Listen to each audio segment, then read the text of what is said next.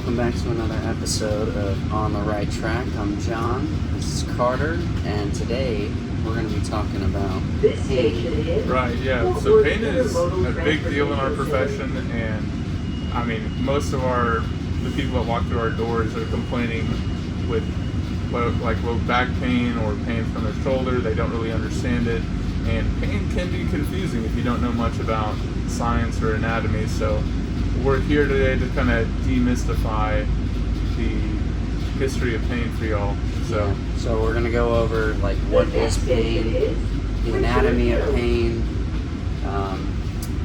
different kinds of pain, and whether or not you should train through those types of pain. So let's start with, a definition of what pain is. So pain is really a perception. It's all happening up here. You might feel it, in your fingertips or in your toes, but really it's your brain's perception of what's occurring at different parts of your body. So it's your perception of noxious stimuli that can be caused by mechanical, chemical, thermal, or even emotional stressors. It doesn't have to be like a physical thing happening. Your emotions and your mental states can affect your perception of pain. Right, yeah. So the emotional status of how much sleep did you get last night, or how much caffeine are you on, how much stress you have in your daily life. If you have an experience with a type of pain, or you have anxiety about something, and that thing happens, you're more likely to have an intense reaction to that stimuli, right? So I think decreases the threshold activation of pain. So you're more sensitive to any type of stress. That you are, yeah. You can get an outsized reaction. That's called central sensitization, and that's when your neurons are firing too fast for too long in a kind of chronic pain that lasts over 30 days. You get what's called central sensitization, and so whenever you touch the palm of your hand, that stimulus is being received by your nerve cells, and then the normal response would be, I guess, touch. Yeah. But in someone who has that type of chronic pain, it could be stabbing needles, or they're being stabbed with a knife, and they would scream at you for touching them. Yeah, I like to think of, and it's kind of appropriate for our theme of our podcast. I like to think of the anatomy of pain kind of like trains. So you have train stations, which would be your receptors at different parts of your body. You have your tracks, that would be your nerves that transmit the pain signals. You have what's it called, where you change the tracks. Interneurons. Yeah, interneurons would be where you change the direction of the track, and then those are at your spinal cord. And then you have big grander stations where you can get off the train and get on another train. That would be your midbrain and your actual cortical areas. Right. So what's actually occurring is, with pain, is you have receptors that sense some type of stimuli. Mechanical, chemical. Yeah, exactly. They sense something going on, and they just send a signal. So you're not actually feeling it here. Your brain is perceiving signals from that area. And then there's different hubs along the way that are describing the signal to your brain. They carry it up from your toe. So if you think about stubbing your toe and getting a big pain signal to your brain, and you interpret that as pain, it starts at your toe. So your toe has mechanoreceptors and pain receptors called nociceptors, which, normally that's a good thing. So if you step on a nail, you want to know about it. And so pain can be a good thing when it's normal, right? Mm-hmm. So we want to kind of talk about when pain gets pathological. So when it lasts over 30 days, nerves can do kind of wacky things. They can start firing too often, and you can have an outside reaction to a stimuli that normally wouldn't be painful. Right. So, like, say your receptors, like the train track that you get on is too congested. There's too many people for that train. You're going to get a whole bunch of inappropriate signals to your spinal cord and to your brain saying like, hey, I'm in pain, or hey, there's too many people on this track, we need more trains, we need a bigger response. So how do we deal with those inappropriate pain signals? There's a few different ways. So I like to think of them at different levels of how you would treat those inappropriate pain signals. So you can treat them directly. You can try to desensitize those receptors. You can distract those receptors, and usually that's in the form of like exercise. You basically, if you think about two different train tracks going to one station, you want more coming from like mechanoreceptors that aren't painful, or pain receptors. They're more like, hey, you're just moving, you're changing your joint position. We can leverage the gate control theory there. Yep, that's what the gate control theory. You're distracting signals from pain receptors and basically just congesting the pathway with good signals. So if you think about, there's nociceptors that detect pain when you get stabbed by something, right? The sharp pain. And when you feel something normally, you have bigger fibers that are mechanoreceptors, and the gate control theory, like we were talking about with the interneurons. So if you touch an area that's painful, the big fiber will send non-painful signals through that interneuron, and that fiber is so powerful that it will change the perception of pain, because that interneuron, the bigger neuron, will disable or inhibit that painful stimulus that you would ordinarily feel.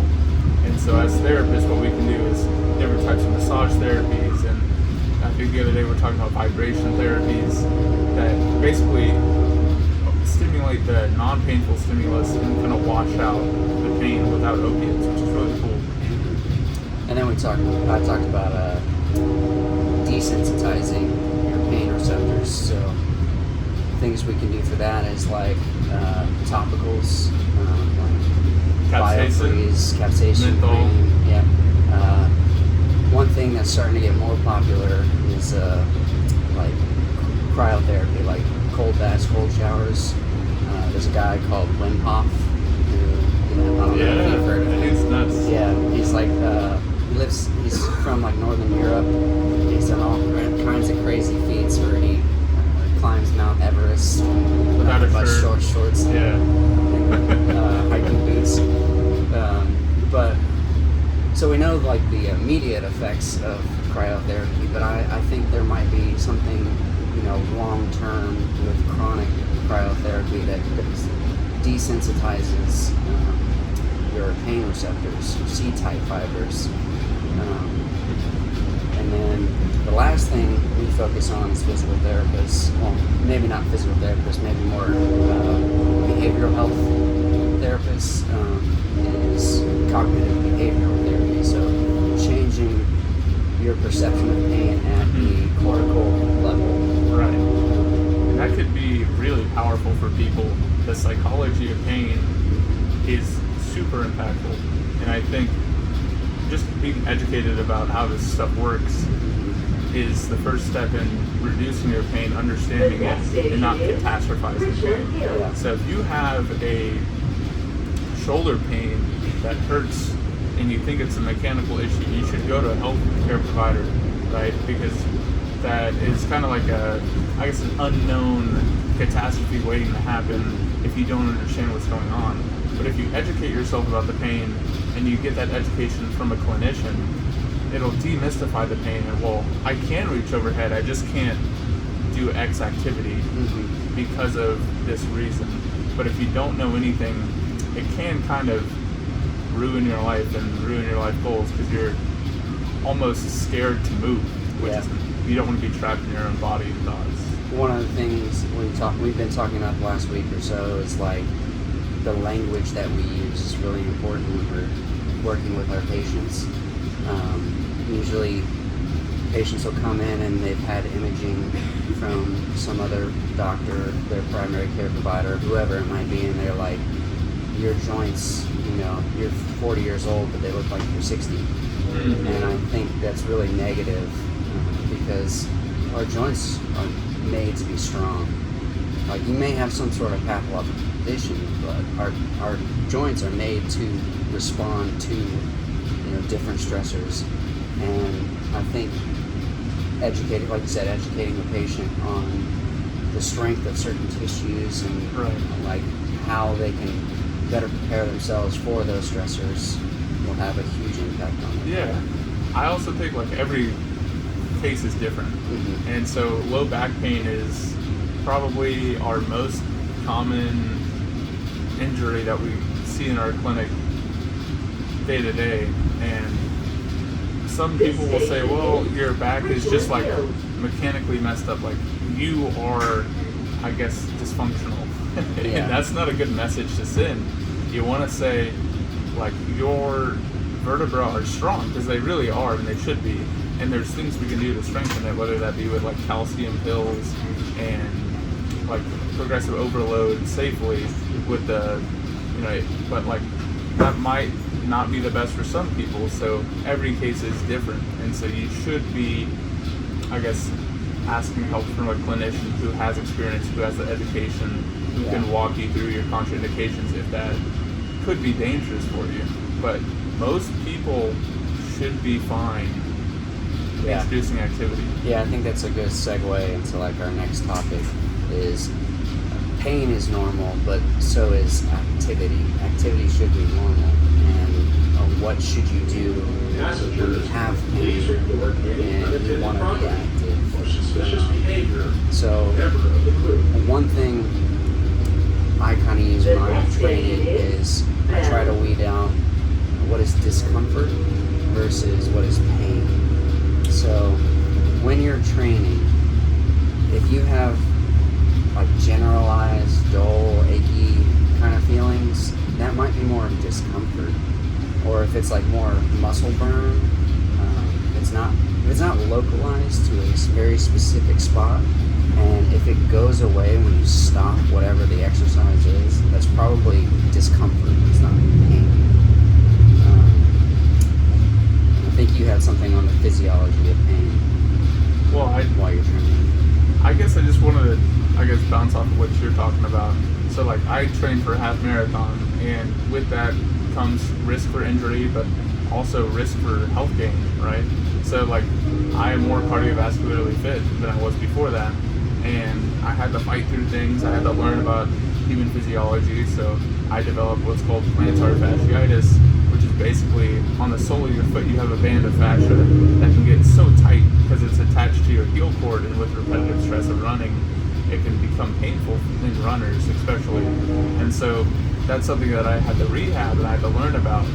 But when I would run my easy runs on 5-mile runs, I would feel tinges in that connective tissue. I could feel pulling, I could feel little tingles of pain. And I didn't stop immediately, because when I didn't stop, the pain got better. And I didn't catastrophize the first impulse of pain, because I believed my body might adapt correctly. So you're kind of like analyzing and trying to be like honest with yourself about what the severity of the pain was, what the quality of the pain was, like how like different was it from, okay, this actually is an injury versus this is just uncomfortable, how can I deal with it? Right. And I mean, that might be a more extreme example for someone who is, a physical therapist who understands anatomy and intensity and what it should feel like. But some people also think that muscle soreness or lactic acid buildup, that is harmful, and in no way would that ever be harmful.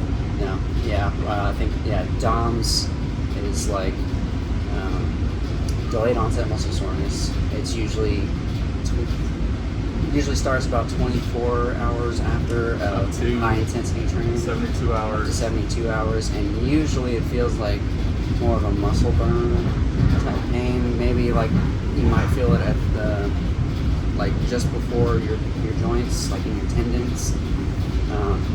But it's important to distinguish DOMS from actual injury. Strains or- Yeah, strains, sprains, maybe even stress fractures. So injury, usually it occurs right after a training session, during a training session, or within 12 hours of that training session. And you can train if you have DOMS. If you're injured, you're more likely to just cause more injury because the integrity of that tissue is already compromised. And like I said, it's The next station with is an injury versus DOMS. An injury is going to be more localized, and you're probably going to feel it more so in the joint than in the muscle belly or in the tendon of the muscle. So, being honest with yourself about what that pain actually is going to tell you whether or not you should train that pain. Yeah, and I think if you are on the fence about if a pain is normal or if it's dangerous, you should see a clinician on first impulse. But if it's tolerable and if it's a muscle pain and not a ligament pain, or it's a deep visceral pain in your organs, then like those are different types of sensations. And if you can't categorize them yourself, you should get help with that. And did you have anything else on This station our podcast number 3? Pain. No, just try to be as conscious as possible while you're training, and if you're experiencing any type of pain, it'll come with practice. Weeding out, is this just training pain or is this something I need to address? But being honest with yourself about severity, quality, all that is gonna tell you whether or not you should train pain. Right, yeah. Well, I hope you all learned something today, and we're glad you joined us on the right track. Centerport DFW Airport.